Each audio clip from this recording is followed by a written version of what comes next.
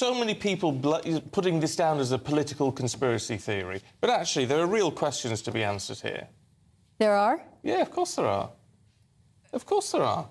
What he's being accused of, but what part do you think is to answer that the 2020 election is going to be litigated because of this?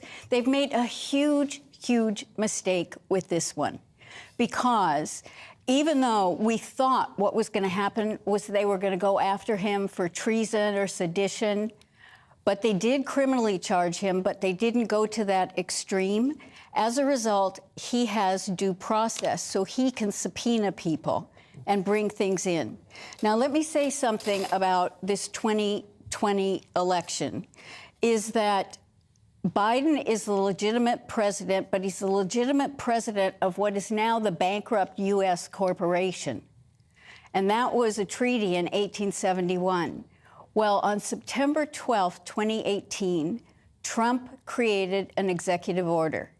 Within that, he outlined in future elections any kind of foreign or domestic interference, specifically for the 2020 election. So we say, how did he know some of these things were going to happen? Election integrity on both sides of the aisle is tough. It's really tough.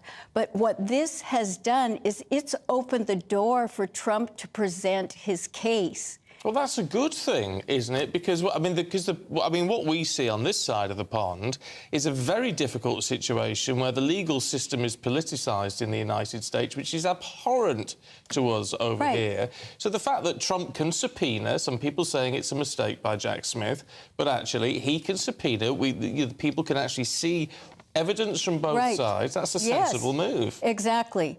And it's a great mistake by Jack Smith that he's done that. Absolutely great. See, the thing is, think about Edward Snowden and all the information he had. Think about the fact that our military, our Department of Defense Space Force, if you think that they don't have the actual real results from the election, then you're fooling yourself. Yeah, but what we do know with this is we're told that there are plenty of notes from people, including Vice President Pence, that there are some recordings of Donald Trump acknowledging that actually what he said in public was nonsense. That some of these states, whether he claimed he was out saying look, Detroit, it's corrupt, it's all corrupt, the results are corrupt. And that when in reality he knew it wasn't. That's illegal.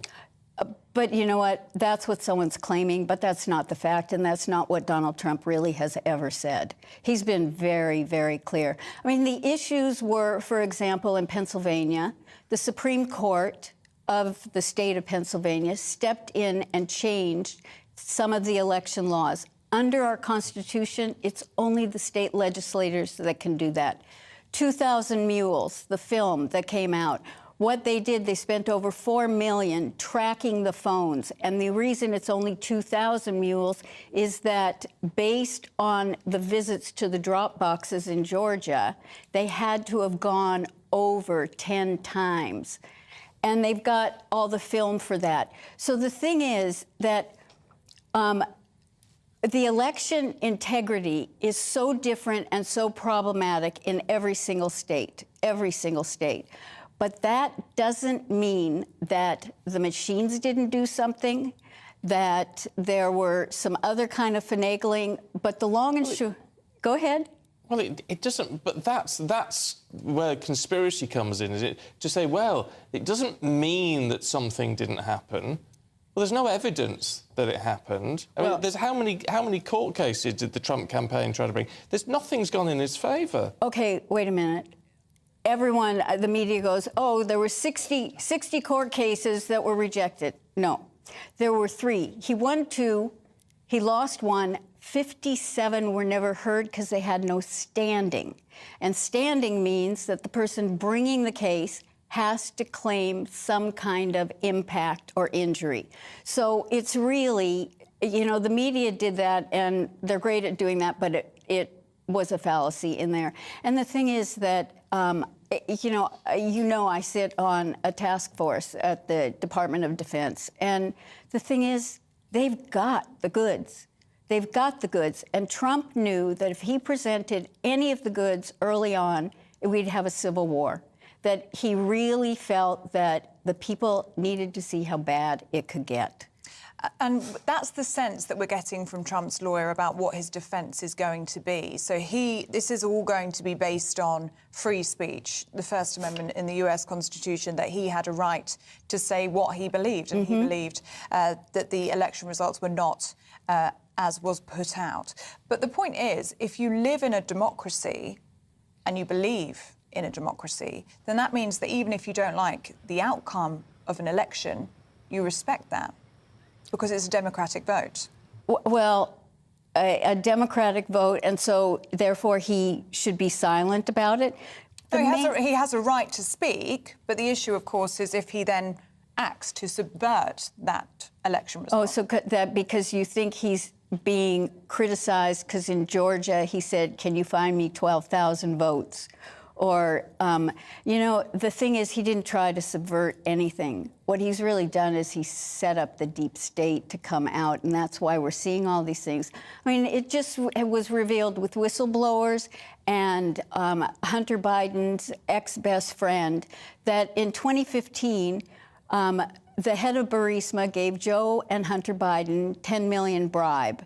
In 2018, Joe is on TV publicly saying that he threatened that unless they got the prosecutor fired, that he wasn't going to let them have their $1 billion in support. In 2019, Trump calls Zelensky to find out about what went on to get the prosecutor fired, and he gets impeached. I mean, we've lived with it for a long time. We're almost out of time. I just want to pick you up on one thing. You said earlier on, Donald Trump has been very clear on this. Is he a man that you believe? I mean, look, he's about as believable as a chocolate teapot, isn't he? Look, I know that. Thank God you got the negativity in at the end and not the beginning. I can always count on you for that. Always.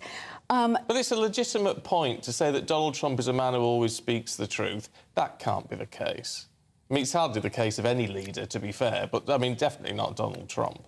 Well, I don't know if I said everything or always, because I do call him the embellisher-in-chief, because he's a marketer. But in terms of telling us things, optics, you better believe that he's very much a straight shooter in terms of actions that he's going to take or what he thinks needs to be done. They made fun of him because they assumed he broke protocol and walked in front of the Queen. No, if you go back and look at it, you will see he looked at her. She gave a wave with her hand. He proceeded.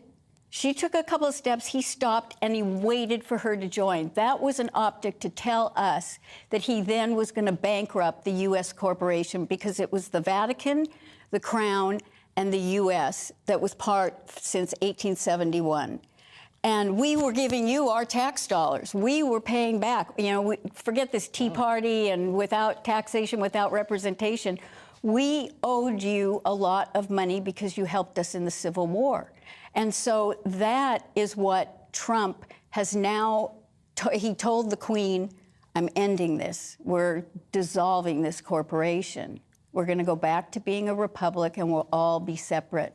The Pope wasn't happy. You should find the picture of him visiting the Pope. It took 650 planes to remove our gold from the Vatican Bank. I'm not very happy about it, Jan, to be perfectly honest. We could do with your money at the minute. Keep it flowing, I say.